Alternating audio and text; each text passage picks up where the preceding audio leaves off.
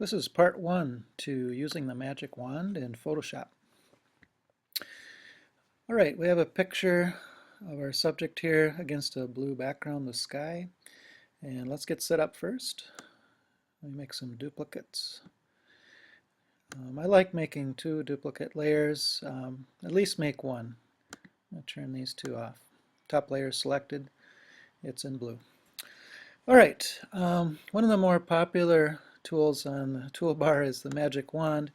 It's not the best selection tool, but it's usually one that beginners to Photoshop learn. Now the magic wand is useful when the background is one solid color. In this case, the background is pretty good. It's mostly blue, but there's some streaks of white. So I'm going to show you how to use the magic wand plus the lasso tool so that we can select just the blue sky. Before we get there though, at the top I just want you to pay attention that there's different tolerance settings that can impact how effective the magic wand works. Sometimes it's easier to turn the tolerance down to down to 10 or below if it's a really simple solid color. If there's different shades of blue or tints of blue in the background, it's better to have a little bit higher number. 32 is pretty high, but I'm going to use that one for this demonstration. So I'll use the 32 setting. All right, I'm going to begin by just clicking on the blue, and that's selected a lot of the background. And I'm going to hold down the Shift key. Now, when I hold down the Shift key, the magic wand has a plus, and that's important. The plus means we can add to the selection if there was a minus by pressing the Alt key, or on a Mac the Option key, then that means we'll take some of the selection away. So Shift, and I'll click in another area of the blue here. All right, and you notice it's doing pretty good.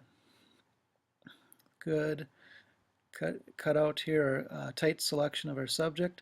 There are a few spots though that could use some touching up.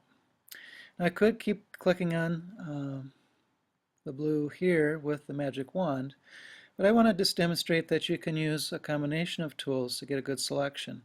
So I'm going to choose the lasso tool, and I notice there's a little spot here that hasn't been selected out, and that would be tough to click on with the magic wand, so I'll just draw a circle around. Now remember, my Shift key is down, and there's a plus on my lasso. That means I'm adding to the selection.